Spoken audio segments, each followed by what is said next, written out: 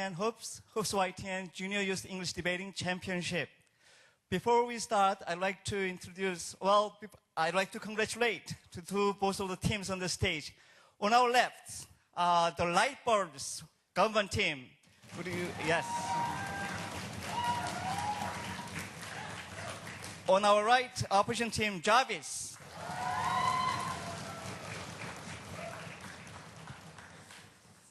Well, I also like to introduce to you the educator panels. Mr. Busby Gilbert, would you stand up, please? And we have Kim Hee-soo. Thank you. And we have Choi Yun-ji. Thank you very much. We have Yoo Sun-bin. We have Ju Na-hyun. We have Yoon Sil-chan. We have Kuk Ju-ho. We have Jo Yong-soo. We have Chun Mina. Thank you very much.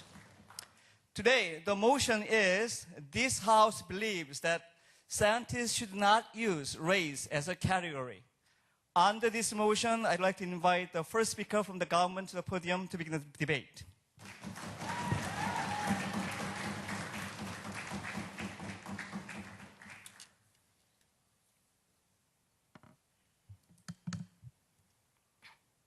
May I begin?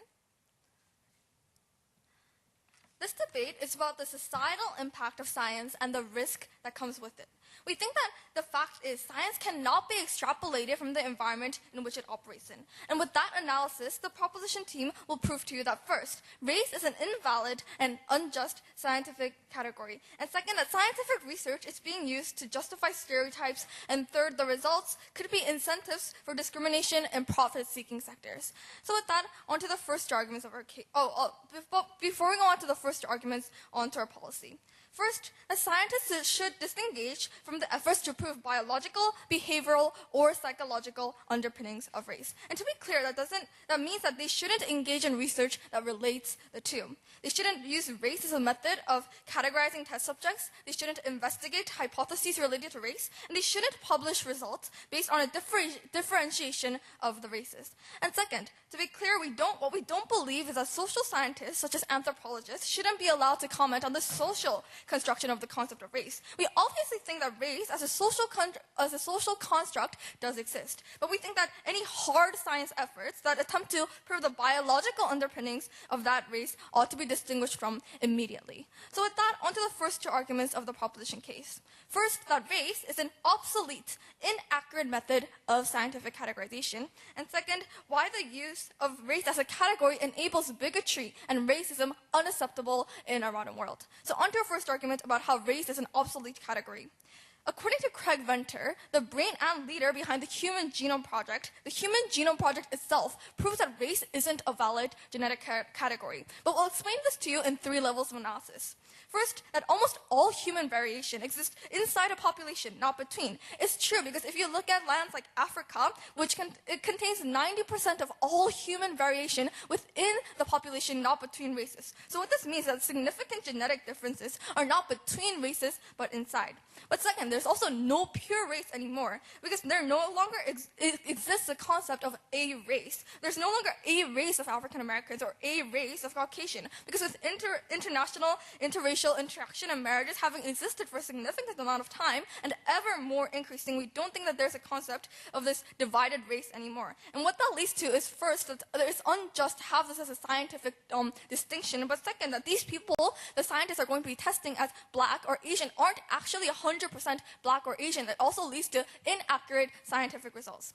And lastly, and most importantly, that there's no way to extrapolate the biological results from the social and environmental factors.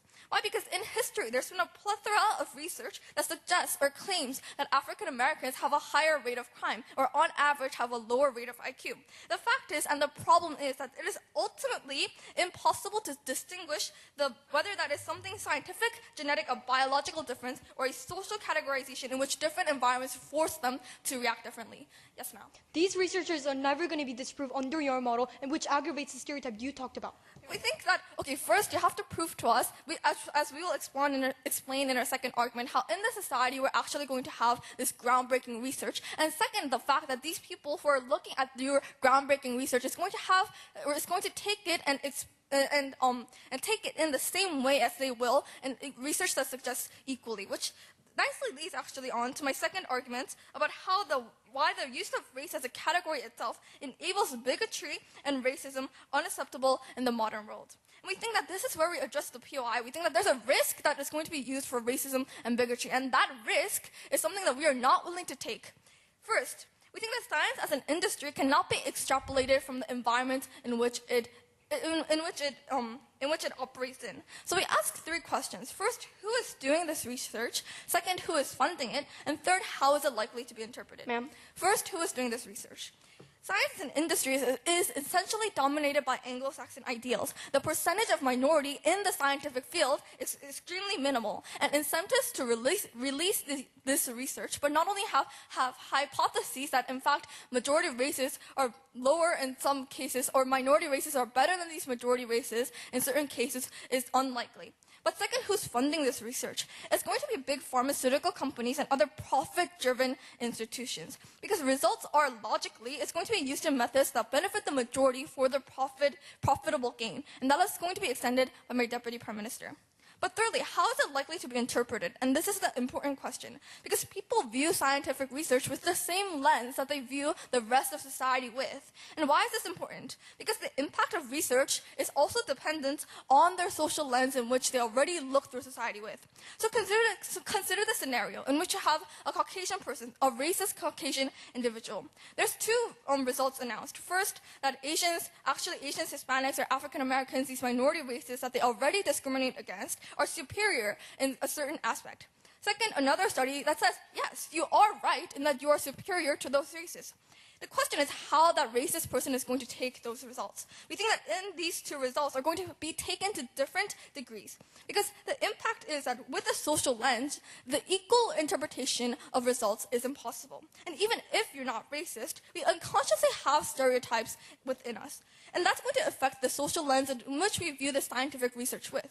But even if you are completely free of all of these stereotypes, it is natural to think of ourselves or us as an individual as better or superior, or at least not inferior. And we think that when this social lens exists, the concept of using scientific research to break racism, to shatter these stereotypes, and to use it for equality is impossible. Because after examination of the operation of science in our society, the proposition takes this debate we are proud to propose. Thank you.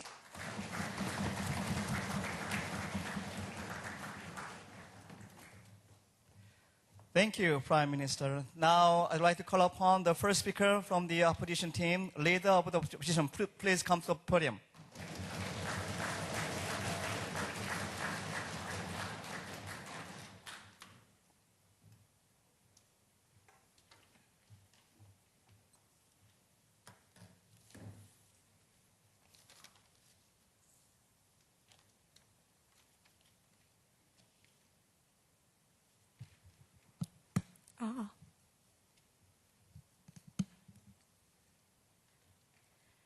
Mr. and Madam Chair, on-site opposition, we strongly support the freedom of science. Scientists are not politicians and should not be held to political correctness. If a scientist is wrong, then let other scientists disprove it, Mr. Speaker, because we believe the politician interfering in science will lead to more bias and less knowledge in society. While we agree with the government side that race can be subjective and it is often difficult to define, we think as long as there are any possibility of benefits, scientists should be able to use it. In opposition, we will show you the many possibilities of benefit that will justify using this category. But before we go into arguments, firstly I'd like to rebut to several points that the Prime Minister has told us.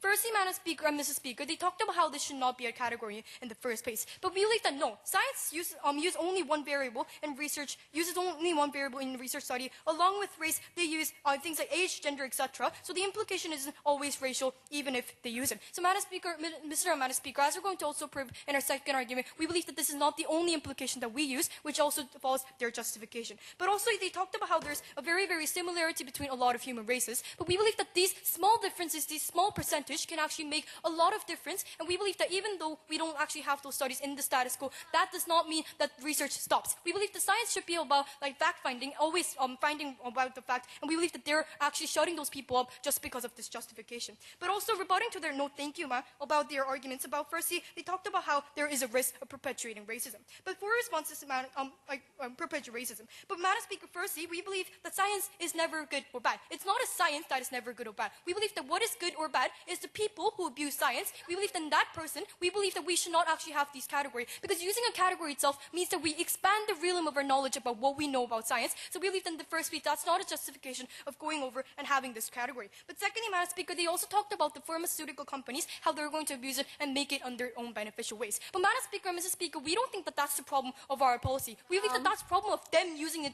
those companies using it in another way. So we believe that even under their policy, they can never solve that problem. Also, we believe that they're actually aggravating that problem by shutting those people up, by shutting all of those researchers that can actually disprove these actions. We believe that which is crucial in society, to have a lot of opinions, to checks and balance other opinions. And that is why we believe that science is about knowing more. No, thank you, ma'am, sit down. We believe that that is what about science, and their justification do not stand. And that is why we see that their points all fall to this point, now going on to arguments.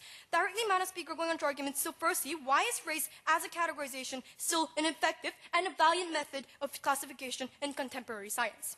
The first reason why, no thank you ma'am, we think it is useful is because there's a broad genetic variations across and between different races. The researchers have found the delineation of genetic clusters by racial group and racial specificity of rare genetic variants. In other words, different races vary substantially in terms of propensity of particular genes, frequency of variant alleles, and the frequency of phenotypes leading to, thank you ma'am, research does show that the gene is necessarily exclusive to any particular race. But we believe that current research does show that different races as a group have different genetic clusters in terms of propensity. In consequence, such different render it necessary to classify people according to different races and conduct studies based on that. But the second and more important reason why, no thank you ma'am, but why we think scientists should be able to use race as a category is because these studies have helped and continue to help scientists contribute to the well-being of our citizens of different races, such as in the field of medicine. Among the millions of examples we can give you, no thank you ma'am, sit down, we will let us introduce you three, and we believe that these benefits will justify and also break down their harms and the justification that they gave us. So through the race categorization, Mr. Amada Speaker, for example, we found that the Mendelian disorders are more likely to be found in French-Canadian populations compared to Black Canadians, therefore allowing doctors to make preventive measures and tailor medicine that will work better for these groups. Through race categorization, scientists also found out that the Tay-Sachs was a genetic disease with increased prevalence among Ashkenazi Jews, which therefore the Jewish communities early on welcomed genetic testing for prospective parents by doing so dramatically reduce the incidence of the disease. Also, medical studies based on race, no thank you ma'am, about race categorization also made it possible to discover that the African Americans with congestive heart failure actually made it respond to less effectively to the conventional CHF treatments compared to the white Caucasians. And that is why in 2005, Mr. Amada Speaker, the Food and Drug Administration actually authorized the sale of first race-based drug called Bidil. It was prescribed as a treatment for heart failure in African Americans and has now won the support of many other scientists. So we believe that along these, no thank you ma'am, why many scientists along the Association of Black Cardiologists. Why? It's because it reduced death rates from heart attacks by staggering to 44% within African American populations. If it weren't categorizing people, Mr. Amada Speaker, according to races, these important medical discoveries might not have happened. Such findings clearly show that different races have different variations in disease risk, disease categorizations, progression, treatment response, and treatment-related side effects. And through race categorization, scientists and doctors can make important discoveries to which races can benefit from. So we believe that unless they actually disprove our benefits, their justification falls. But two, then does the ambiguity in race as a classification means scientists should not use it in their studies? We believe that we say this should not be a reason to not use it. Why? It's because you're not only categorized by your race, but most scientists also look into your background, age, gender, diet, etc., and a wide variety of factors that may influence you. So they do not use race alone, but use race as a supplement or simply another category among many other categories, and they take into consideration. But having race as an additional attribute helps, and that is why Mr. Amada Speaker, when race as a categorization alone may fail to capture the entire picture, this rarely happens because scientists will use other categories and factors together when conducting their studies, rendering science clearer and objective. effective. So, Mr. Madam Speaker, we want you to keep in mind that the harms that they talked about is going to be already disproved by and we're going to make a better society of having a discourse and a checks and balance between researchers. And we already gave you this clear and objective benefits that we're going to gain. And that is why we say that we strongly oppose this motion. Thank you.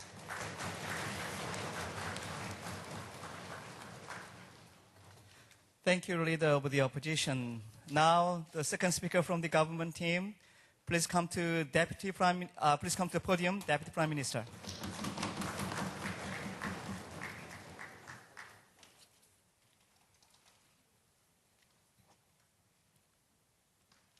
Ladies and gentlemen, let's be clear. The fact is that when scientists find a certain gene that is only present in a single race, which, by the way, there is no such thing as race, as we've already proven to you, we say that it's impossible to know with certainty what that gene causes, because that's the difference between soft science and hard science, ladies and gentlemen. To be clear, we Team Proposition already have told you that we are differentiating between soft sciences and hard sciences. So if for any reason soft science wants to say that environmental factors make African Americans more likely to grow up as criminals, we say yes, we support that soft science. However, we do not support the hard science. The actual gene leads to this because it's actually impossible. We think that means that it harms the credibility of science, as I'm going to go further into our rebuttals, because they furthermore did not rebut our argument on how social and environmental factors are impossible to distinguish. We demand an answer, which moves us on to our main rebuttals in today's debate. What did we hear from Team Opposition? They told you two arguments. First of all, on how it's ineffective, and second of all, on how it actually helps the minorities. We're going to rebut these thoroughly. First of all, they told us that, quote-unquote, scientists we can disprove the scientists if scientists use wrong research. Well, number one, we say that people have social subconscious lenses, and that's why even in the past, when evidence showing that African Americans were indeed more superior came out, we think that the reason that the research that said that Caucasians were more superior was able to flourish more was because people looked at the evidence through the subconscious social lens in which they already viewed society. We think that just uses science to justify racism, increase bigotry. We don't think that's a benefit. But second of all, we ask you, where did scientists get the majority of their funding? We say, number one, they get the majority of their funding from mostly white scientist groups. And we say that those groups have no incentive to try to make sure that the scientists publish studies that say that African Americans are superior. We think that's another reason, but we also say that the majority of scientists are also white, so we don't think that their policy that scientists will somehow not be wrong is correct. But moving on to our main rebuttals, but before I move on, yes, ma'am. Talking about your example about racism, that was in the past, the racism will peak. When it comes to these situations, there are other reasons to actually disprove these reasons. Can you actually disprove on that? We already gave you that in our first argument in 4 subpoints. We told you why, number one, that race exists in the population. We told you there's no pure race. We told you that they merge and it's arbitrary. And we told you that social and environmental factors. That's exactly why Biddle, the heart medicine drug that they've been flouting so much, actually didn't work because the distinction was so arbitrary that actually worked the same on Caucasians as African Americans. That's the harm on their side. But moving on to our main arguments of number one, ineffectiveness. We already told you about the social environmental factors that we don't think they got a clear response. But they also talk about quote-unquote French people and getting more Tay-Sachs and certain races being more likely to get Tay-Sachs. Number one, we like to point out that if somebody's half French and half Jewish, that the doctor will be very confused about that. Second of all, we say that actually not only the confusion, but that makes the doctor, if the doctor is not sure about what the patient is having, we say that he's going to give the French test or a Jew test. We think these kinds of things make the medical diagnostic much more inefficient and doesn't personalize it to one person. I was going to extend in my third argument. But furthermore, we say that Biddle was actually criticized for not just helping African Americans, but also helping Caucasians the same way because the distinction is so arbitrary. Moving on to our main arguments, we told you that race is obsolete and inaccurate. The only rebuttal they gave you was that there's quote-unquote a pure race. We say that there's actually not a pure race. We think that there's a difference between causation and correlation. We think that the majority of the reasons why African Americans, for example, get more certain kinds of diseases like heart failure is because of the socio-economic status in which they grow up in, which is for soft sciences to decide, not their ridiculous policies. But second of all, onto when we talked about how it's unacceptable that it enables bigotry. We told you that these results, even if the results are the same, they are going to be interpreted differently. We see no clear response to that other than that quote-unquote people will use science well, which I'm going to rebut into my third argument. But furthermore, they also talk about how quote unquote, we also talked about how the lenses in which people see these are very different. We demand an answer to that as well. But moving on to our third argument, I'm going to talk about the harms to the quality of science. I'm going to bring two subpoints: diagnostics and on the credibility of science. First of all, on diagnostics, we say that human diversity means that all kinds of different humans are different, and we say that doctors are going to be handicapped by race under their policy because it's way too easy for an African American to go into the doctor's clinic, and when the doctor doesn't understand what disease the African American is suffering from, it's way too easy for him to say, oh, you're suffering from Tay-Sachs, or you're suffering from sickle cell anemia. We don't think that, for example, I'm more likely to have prostate cancer because I'm a man. Doesn't mean that the doctor should ignore certain things like personal genetics or backgrounds, and we don't think we're the ones who make better medical practices for minorities. But furthermore, we say that medicine is not objective. Let's get to the point, because we say that pharmaceutical companies want to make money. They don't make medicine for humanitarian purposes, and it is exactly that, because you see that in status quo, medicines for minorities are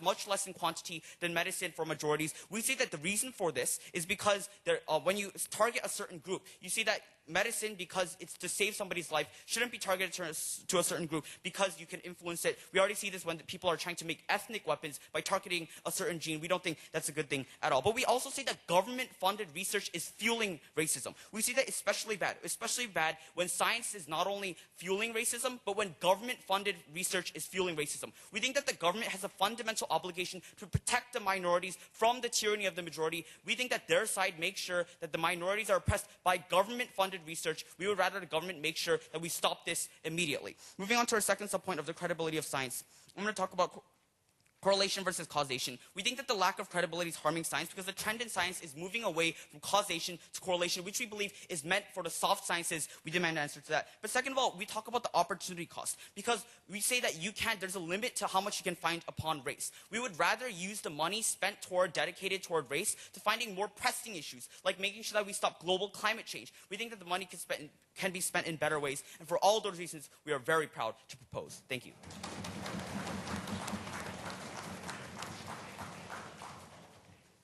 Thank you, Deputy Prime Minister. Now, I'd like to invite Deputy Leader of the Opposition to the podium, please.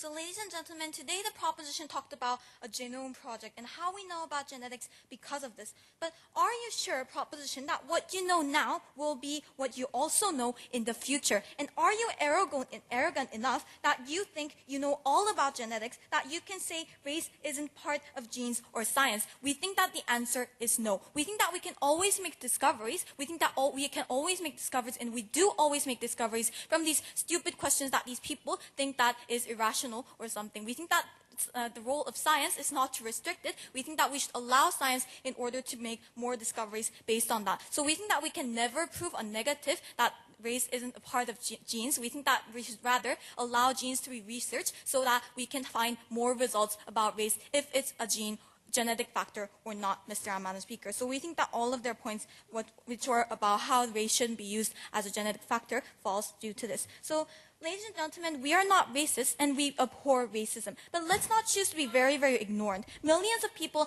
identify themselves by their race, and even if it's not all of who you are, it is a part of who you are. And the role of scientists should be to encourage a knowledge-based society that as long as you can prove what you say, and then you should say it. So if I am wrong, let another scientist disprove me. And after all, that's what we do as debaters. These teams disprove us and our team disproves them. We think that the same process can happen in science science, math, Mr. Madam Speaker. So as the second speaker of the opposition bench, I will show you how race-based categories can help develop effective government policy. But before going on to our team's argument, let me rebut to the previous speaker. Well, first of all, they talked about how they support soft science. Well, then they're compromising their own principles because their principles was about how this might perpetuate racism. But we think that when they also allow softer stance, we think that then that is compromising their own principle and actually a contradiction. And then they talked about how we can't distinguish between social and environmental factors, and it's very, very impossible to distinguish between this and race. And sometimes, Mr. Madam Speaker, you need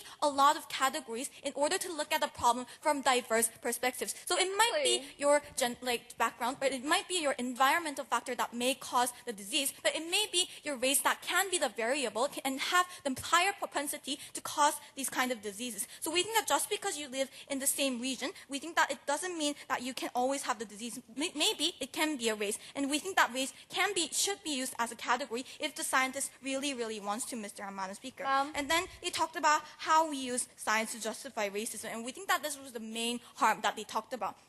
So we think that racism caused facts to be looked at in a certain way, but facts never cause racism, Mr. Madam Speaker. So that is why it is scientific to call differences between gender, how women are actually able to have babies while men don't. We think that when sexism and sexists look at this in a different way, in an inferior way, we think that these sexists might say that women are inferior because they have babies, and this might cause them an inability to work compared to men. But we think that just because of that, we never ban research based on sex. We think that just because there is sexism, that is a problem for the government and governmental policies to solve, not science. We think that we support science based on everything, but we think that the problem is not about science itself, it is about the people who use them. So that is why we never ban people from developing nuclear weapons or microwaves, because microwaves might be used as a human weapon when we think about it also, Mr. Madam Speaker. But secondly, we think that this actually harms our attempts to disprove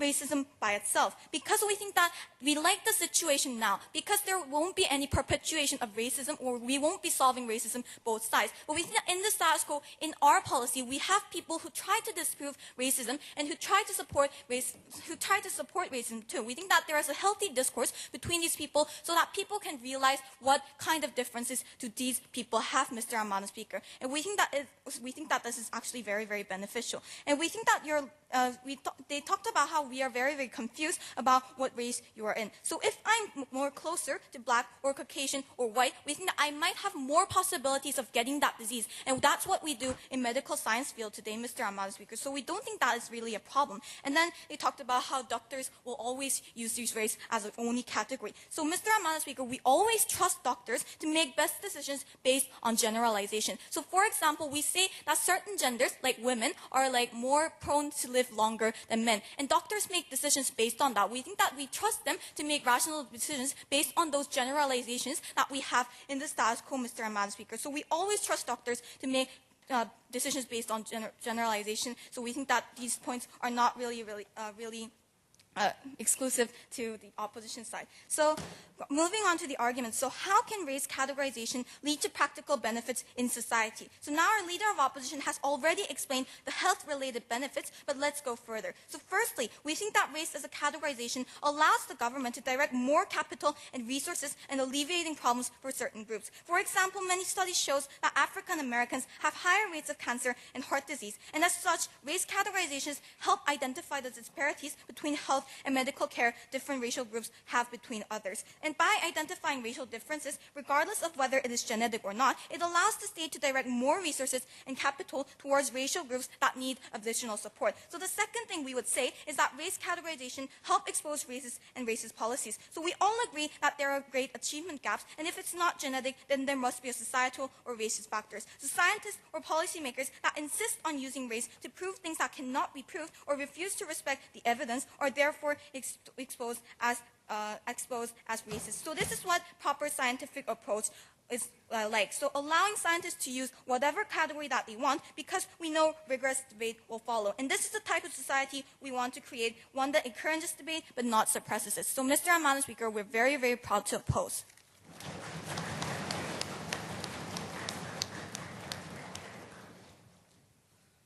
Now, I'd like to invite the third speaker from the government.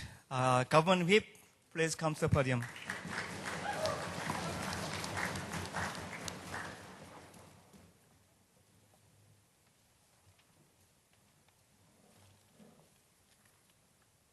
Should I start?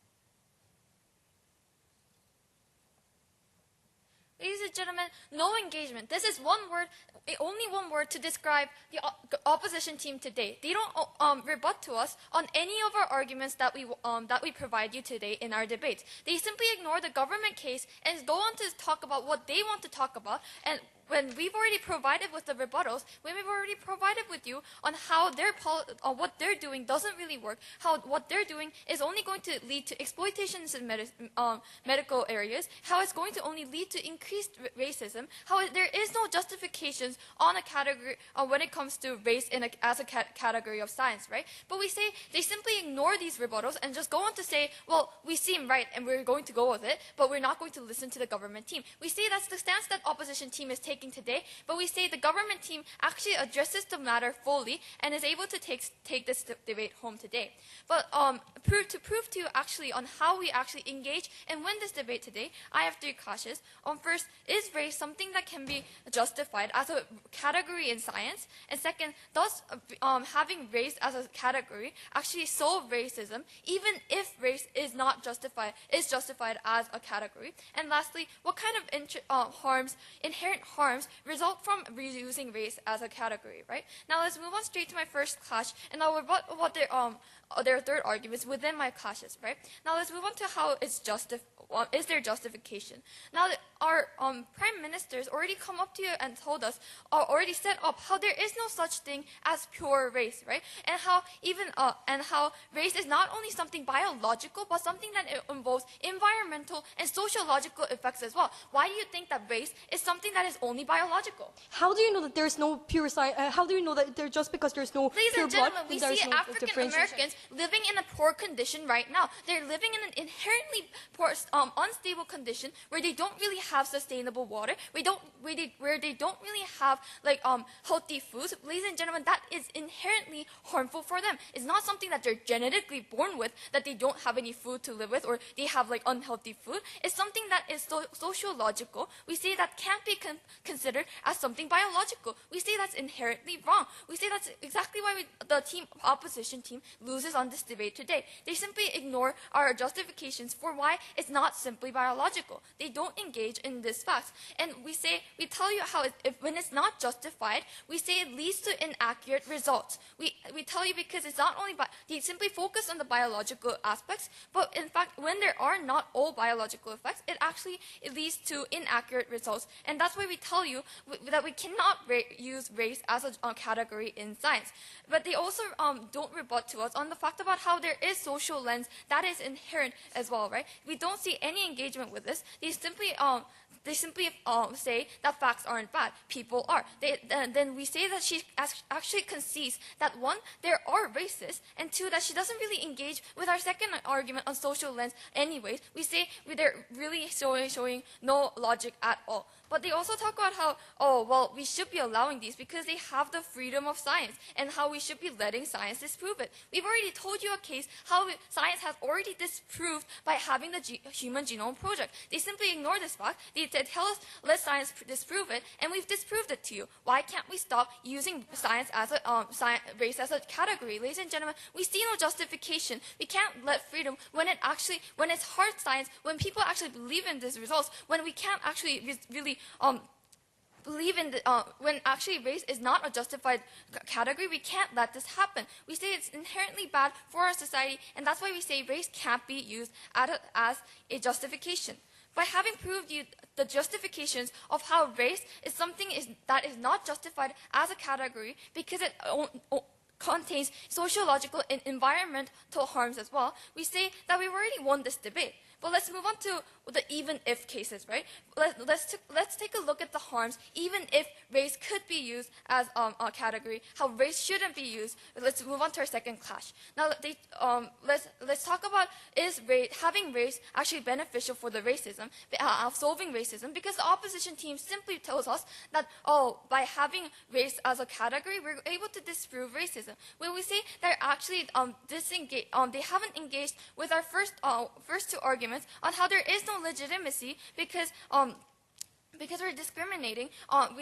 We tell you how the scientists and the funders don't have any incentive to actually have make policies that actually and have projects that are going to disprove racism. We tell you that they have no motivation, but they simply argue on a very ideological fact that they're simply going to, right? We say that's not the case that we see today. We don't see race disproving racism, right? But they also talk about how we have differences in women, right? But we say women and men are inherently different. We have biological differences. When it comes to race, however, they include other factors such as sociological and biological, which we say actually increases the racism as race. And that's why we say we don't really disprove racism. Now let's move on to our last clash, which is about what kind of inherent harms result from using race as a category, right?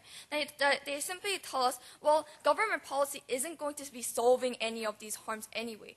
But ladies and gentlemen, just telling us that it's not going to solve it doesn't justify how we don't really have any have harms. But we say we don't have these harms because we don't allow race to be a category. We say so that these exploitations that we've already clearly proven to you won't be happening.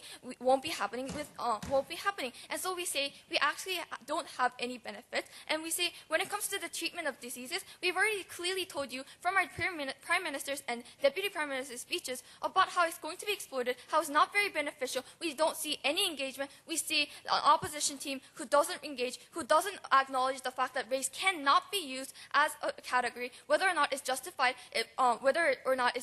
or not. And that's why we're proud to propose. Thank you.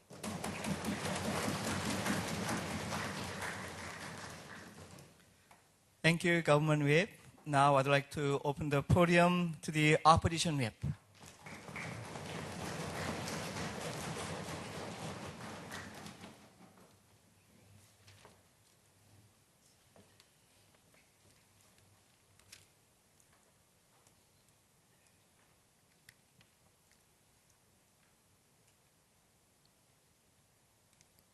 Ladies and gentlemen, if you have a dirty social lens, change that lens, ladies and gentlemen. You believe that just because you have a dirty lens, it doesn't mean that it's not worthy of actually seeing society as it is in the factual society, ladies and gentlemen. You believe that regardless of how society utilizes it, scientists actually have a right to find out more about facts. We see this case in everyday society, ladies and gentlemen. And now in my speech, I'd like to prove the questions of this debate and now why the opposition has taken this debate home. First question is regarding the inaccuracy of race that they have stated. Well, there were three things that they've stated. Firstly, about this genome project, and we believe that this is a very, very big miss because this was one of the two reasons that they have provided. We have three responses. Firstly, we believe that just because there was this genome project, it doesn't mean that it's always true, ladies and gentlemen. Just because there was one research that proved like how race has no relevance, it doesn't mean that it's factualized, ladies and gentlemen. We believe that if we have like a really lack of knowledge about these genetics, we believe that they cannot just declare that there is no relevance because we have such a lack of the knowledge about genetics, ladies and gentlemen. And secondly, we believe that you can never prove a negative, ladies and gentlemen. Just because you never found a certain correlation, it doesn't mean that the correlation does not exist, ladies and gentlemen. We believe that there is no, just because this is their justification, it doesn't justify anything. And thirdly, we believe that when there is genome project, there are also researches that support race, and they support that race correlation with race and these kind of genetic clusters, ladies and gentlemen. We gave examples of how race was used as one of the researches. We gave examples of Mendelian disorders, Tay-Sachs. However, ladies and gentlemen, we believe that these kind of things can happen. And also, they disprove this example of Biddle. We believe that the same thing can happen in society, ladies and gentlemen. If someone gives an example, they can disprove it, ladies and gentlemen. We believe that if these kind of things happen, there are no harms that they have stated, such as racism. So we believe that their whole case was based on nobody disproving it and everybody accepting it, ladies and gentlemen. However, we believe that they have the burden to prove when actually people disprove it, what are the harms of our policy? Because we believe that if people disprove it, there wouldn't be harms, there wouldn't be racism, because there is a free discourse of the science, ladies and gentlemen. And secondly, what they stated was that there was this mixture. We have two responses. Firstly, mixture doesn't mean that we shouldn't use it, ladies and gentlemen. Secondly, we believe that even if there is a mixture, the fact that you find out more about a race means that you have the worthy to research more about it, ladies and gentlemen. The fact that you found that African Americans are more prone to disease, it means that you can find a fact more about these kind of things. You can find fact and a tendency for every other races, ladies and gentlemen. You believe that just because it's so complicated, it doesn't mean that you shouldn't do it, ladies and gentlemen. You believe that this is a social consensus. And thirdly, we have stated about the practical benefits. However, they stated how like these kind of scientists actually think about like these racism. However, we believe that they're actually mischaracterizing these kind of scientists because we don't think that scientists are people who promote racism. Ladies and gentlemen, we believe that if they promote racism, they get a lot of criticism from the public. We believe that scientists are people who try to prove the fact, ladies and gentlemen, that if there is a fact, it should come out to society. We don't know why they are trying to hide it. The second question is regarding racism. Firstly, they stated that they support a softer stance. We believe that racists can also use a softer stance, ladies and gentlemen. For example, if there is a softer stance that blacks are poor, or racists can say that they're poor because they are black, ladies and gentlemen, we believe that the same thing can happen in their softer stance. So what this proves is that they're not solving their own problem of racism, ladies and gentlemen. We believe that the same thing can happen when companies support these kind of researches. The same harms can happen, ladies and gentlemen. And secondly, we believe that what this proves is that racists are racist no matter what. It's not the fault of these kind of facts. It's the fact that there is this vague notion of just hating behind their skin color. We don't know how these kind of facts actually like boost up racism. We don't know the linkage of this. And secondly, we believe that we believe that it would further aggravate racism because what we're saying is that what we're saying to these kinds of middle people who are not racist or people who are not racist, we believe that to these people we're saying we have something to hide behind our backs. We don't want this research to come out to society. We believe that what this proves is that there is something to hide. This aggravates their problem that they want to solve, ladies and gentlemen.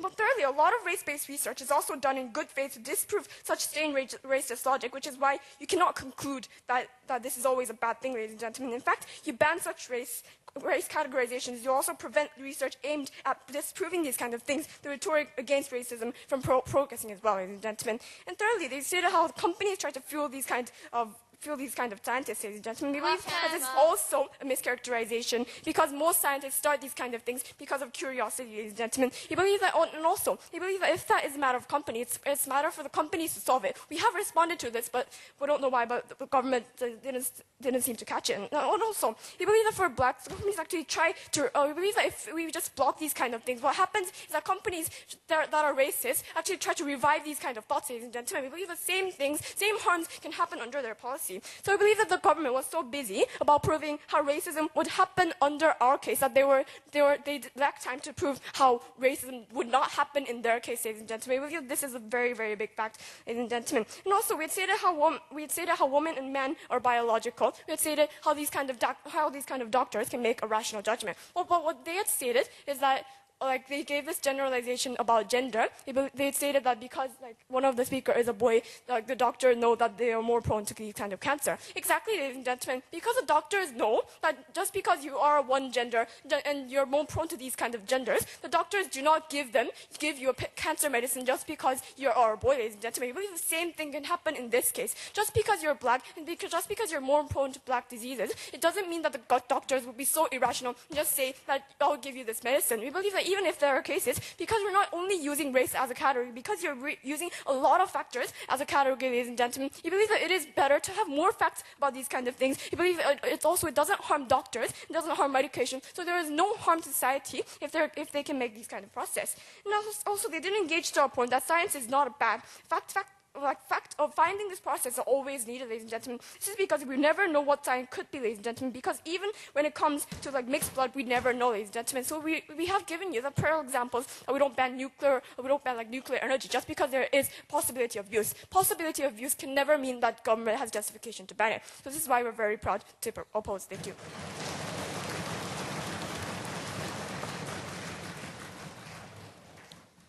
Thank you, Opposition Whip. Now I'd like to call upon Opposition Reply speaker to the podium.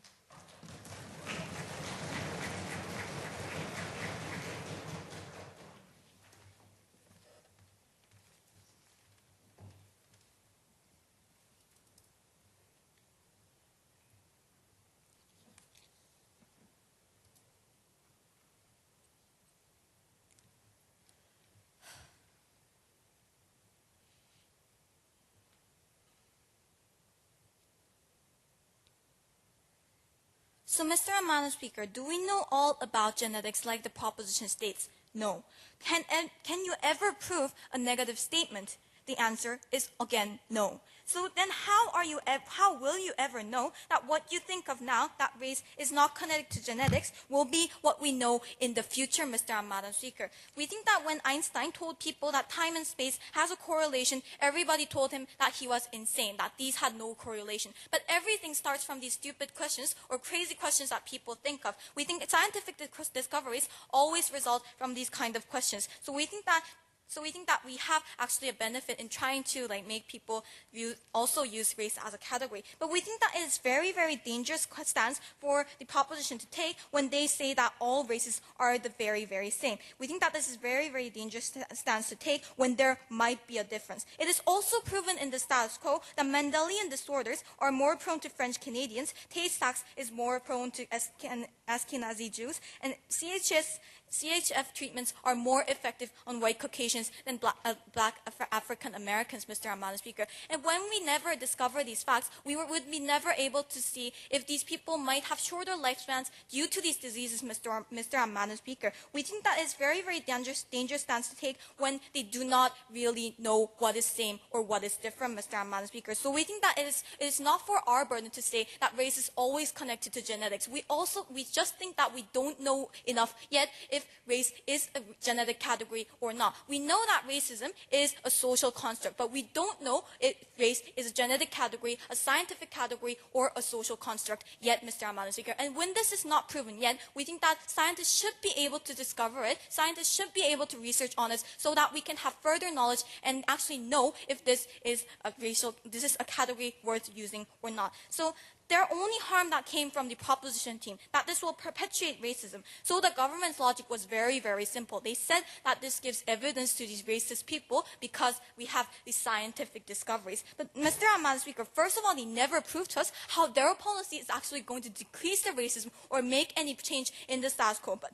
we think that racists are racist not because of science, not because of evidence that we have. They just hate these people with certain skin color, whether it is because of science or not. So we think that, does this research actually promote racism? We think that the answer is no, because we see no correlation between the science and perpetuating racism itself. But we think that difference is a difference. We think that when you say that these people are more prone to certain diseases, that is just a difference. But we think that when people like government interprets them as blacks or people being inferior, we think that that becomes a problem, and that is the problem for the government and the governmental policies to solve, Mr. Amano Speaker, not the problem of the science itself. We think that difference is just a difference. It doesn't mean that you're inferior. But secondly, what are they so afraid of when this perpetuates racism? We think that the core difference between proposition and opposition case today is that in proposition we don't have measures in order to disprove these kind of racist thoughts. We think that in our case we have these people who try to actively disprove these thoughts and actively try to disprove these racist beliefs, Mr. Amano Speaker. So we think that our policy is actually better in tackling these kind of issues, Mr. Amano Speaker. So Mr. Amano Speaker, we're very, very proud to oppose.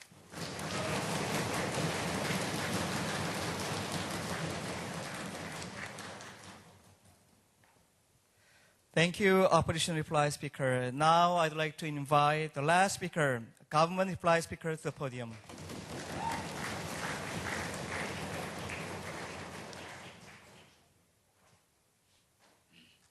Let's be clear. The average scientist isn't going to publish a report that says African Americans and Asians are stupid, they should be segregated, they should be killed, they should be burned at the stake. Ladies and gentlemen, the kind of research that will be published, however, are the ones that are subtle and harm us subconsciously and our moral values as a whole. And we think that's exactly why proposition side takes this debate, and I'm going to provide you two paths that you can take, Madam Speaker. You can either take government side's path of making sure that science is not used as a category, or opposition side stance. But before we move on, let's clear up a few issues. First of all, the stats versus stats debate. We told you that it's false that Biddle worked better for African Americans because there's such a little difference between race that actually the medicine can't even find it out. We think that this proves that the medicine that was designed for African Americans works just as well in white Caucasians. We think that proves that there is no difference between race. We saw no engagement, and that's why we won the statistics. But second of all, our job isn't to prove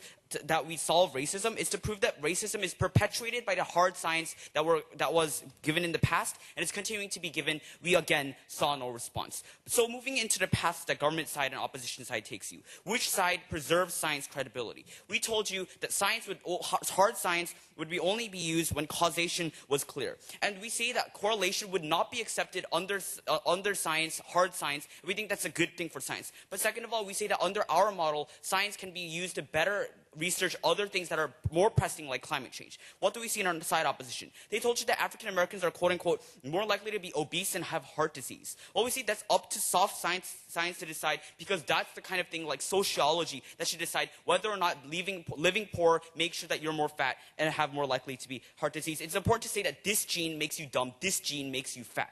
For example, furthermore, we say that science is extremely biased because we say that funders and scientists, for example, we already see this in real life situations. Can you imagine a conservative Cato Institute funded scientist saying that Obama is a great president? We say that's exactly the kind of stance that we already took. We told you that the funders will cut funding and fire scientists. Scientists want to keep their jobs. That's exactly why they're going to publish results against the minorities. But furthermore, we told you that we're going to stop bigotry under our model because the government has a fundamental duty to protect the minorities from the tyranny of the majority. We already told you that we're going to make sure that the medicine goes equally to everybody. We're going to make sure that the government doesn't fund hard science that's going to fuel racism and thereby decrease the government legitimacy.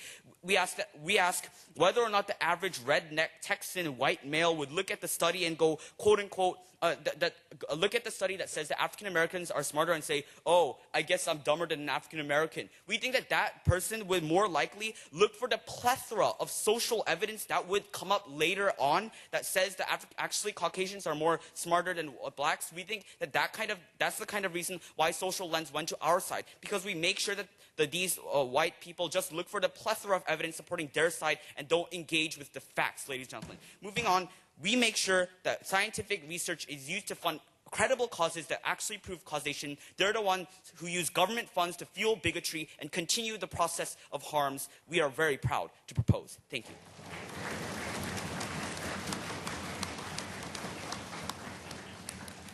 Okay, that concludes the debate. It's a wonderful match. Debaters, would you stand up, please, and close the floor and shake hands?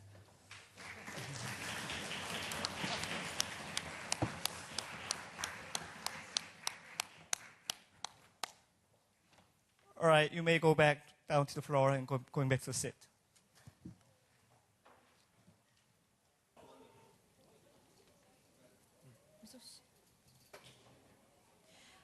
네, 여러분, 지금 곧바로 시상식을 진행하도록 하겠습니다. 시상식을 위해 무대를 정리하고 상장이 준비된 대로 시상식을 시작하겠습니다. 자리에서 이동하지 마시고 시상식을 지켜봐 주시면 감사하겠습니다. Ladies and gentlemen, we'll right away begin the awards ceremony. So please wait until we arrange the stage and prepare the awards.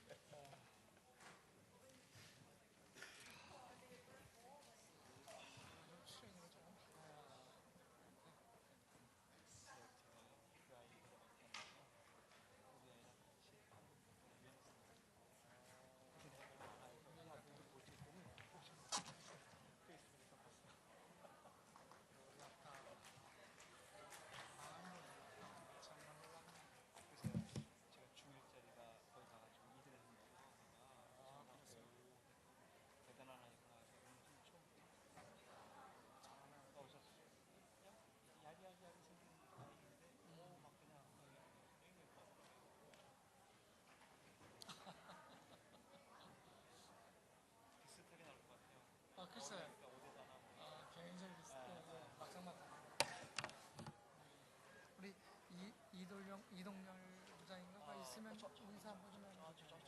아, 저 그때 있구나. 뭐 그동안 수고했으니 한번 한 30분은 아니고 조금 땡겨서 하기로.